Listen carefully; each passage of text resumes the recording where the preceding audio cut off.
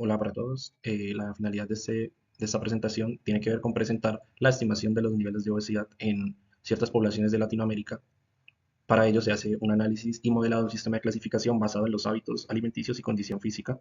Partiendo de estos datos se pretende clasificar cada uno de los niveles de obesidad presentes en el conjunto de datos. Esto hace parte del diplomado en Big Data y Data Science y Python de la Universidad de Cataluña. Mi nombre es Joseph Caicedo.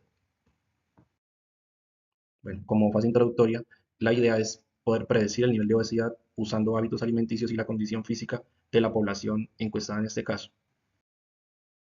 Este conjunto de datos eh, estudia los niveles de obesidad, como se mencionó a nivel anteriormente, y la idea es construir un modelo con técnicas de Machine Learning que permita clasificar y predecir estos niveles.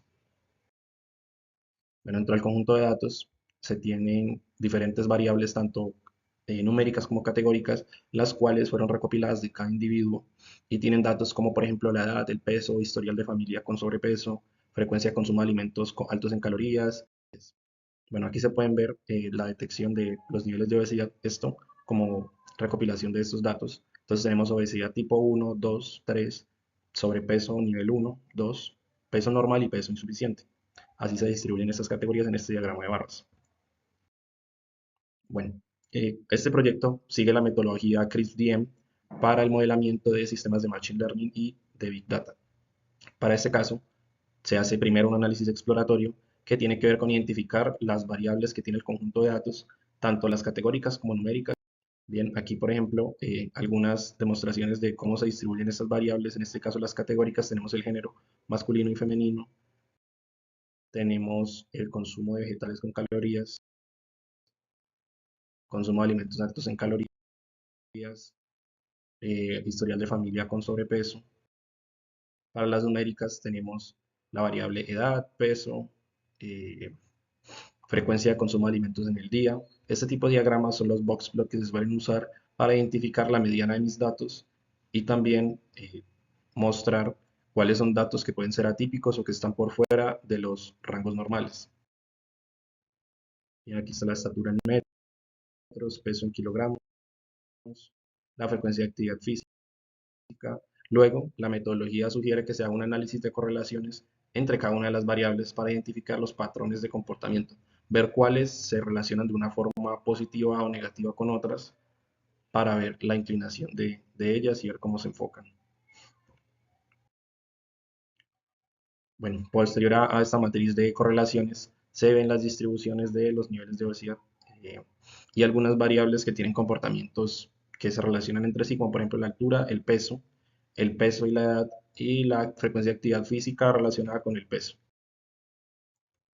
Luego hay que hacer una etapa de corrección de datos, donde también a su vez se limpian para eliminar datos que pueden considerarse como atípicos, bien sea por la naturaleza de los objetos del estudio, bien sea por errores de digitación o, o porque se hayan de pronto trastornado durante un proceso de transformación o de mover la data de un sitio a otro. Aquí tenemos para las variables numéricas, se analizan boxplot nuevamente para identificar rangos intercuartílicos y ver cuáles los enfoques de los datos hacia dónde están dirigidos. Eso en cuanto a las variables numéricas. Sí, por ejemplo, en este boxplot se puede ver, por ejemplo, en la edad, hay edades bastante altas, pero no necesariamente tiene que ver con la mediana de los datos. Pero en este caso no se pueden considerar como errores de digitación o de otro tipo, ya que sí pueden haber sujetos o individuos con edades mucho mayores, pero hay que considerarlos dentro del estudio. Bien, para las variables eh, categóricas, en este caso, no se encontraron como tal ausencia de valores significativos, por lo cual no hubo que proceder mucho en cuanto a este aspecto. Bien. Luego se hace del proceso de limpieza de datos y manejo de valores atípicos, ya se puede proceder a la etapa de transformación de variables, ya que los algoritmos de Machine Learning necesitan tipos de datos diferentes para poder ser procesados. No se pueden meter los datos, por decirlo de alguna forma, crudos a estos algoritmos, ya que no los van a procesar de forma adecuada. Necesitamos que los algoritmos lo entiendan. Así que se hace un proceso de transformación en el cual las variables se estandarizan o se normalizan dependiendo el origen de estos datos. Se hace un particionamiento del Mi Data para entrenamiento y para fines de pruebas. En este caso, la parte de las pruebas se hace con un 30% del total de los datos y un 70% para la etapa de entrenamiento. Luego se hace el modelamiento usando técnicas de Machine Learning. En este caso consideramos tres, que fueron regresión logística, Random Forest y el XGBoost. Se aplicaron métricas de evaluación ya para las predicciones hechas, obteniendo un 87% de precisión para perdón, de exactitud para el caso de regresión logística. Para el Random Forest, el caso fue del 93% de exactitud y para el XGBoost un 95%, el cual fue un mejor desempeño. En cuanto a las métricas evaluadas y en cuanto a las clasificaciones hechas para cada una de las clases del objeto de estudio. Aquí una recopilación de ya puntualmente los tres algoritmos y su desempeño. Bien, también se hace una sección de pruebas aleatorias en el cual se extraen datos del conjunto de datos o se generan unos que el modelo ya no conozca para poder enfrentarlo a casos desconocidos. En este caso se extrajo un 30% de datos aleatorios y se procesaron nuevamente. Aquí se puede ver ya el desempeño de cada uno para los tres algoritmos nuevamente. Bueno, posterior a ello, la metodología sugiere también hacer una búsqueda de hiperparámetros, los cuales sirvan como objeto de mejora para cada uno de estos modelos, ya que cada uno tiene unas métricas en las que se evalúan. También es posible mejorar las características de algunos de ellos para poder obtener un mejor resultado al final. En este caso se mejoró en la parte del algoritmo de Random Forest.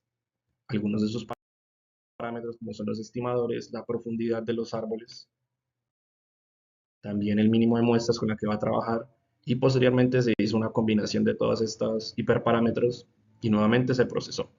Posteriormente el procesamiento se observan algunas mejoras en cuanto a la precisión en la clasificación de algunas clases dentro de los niveles de obesidad, pero el promedio de la exactitud fue prácticamente el mismo. Bien, como información extra, por ejemplo, cada modelo establece un nivel de importancia de pesos que le dan a cada variable, dependiendo del tipo de modelo. Entonces, por ejemplo, el Random Forest le dio una mayor importancia a la variable peso, a la edad, a la altura. De aquí es un ejemplo de cómo funcionan los árboles random por detrás, por así decirlo, de una forma gráfica, con un diagrama de flujo, donde se toman diferentes caminos dependiendo la característica de los datos. Como conclusiones del análisis de exploratorio, se encontraron correlaciones significativas entre la variable peso y la altura principalmente. Dentro de la limpieza de datos se identificaron valores atípicos en la edad, el peso y la altura. El modelo que mejor rendimiento tuvo fue el XGBoost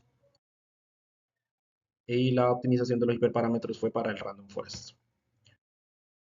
Finalmente, se puede determinar que este modelo o estos modelos sí son óptimos para poder estimar los niveles de obesidad en la población de estudio, lo cual podría aplicarse a otras poblaciones más.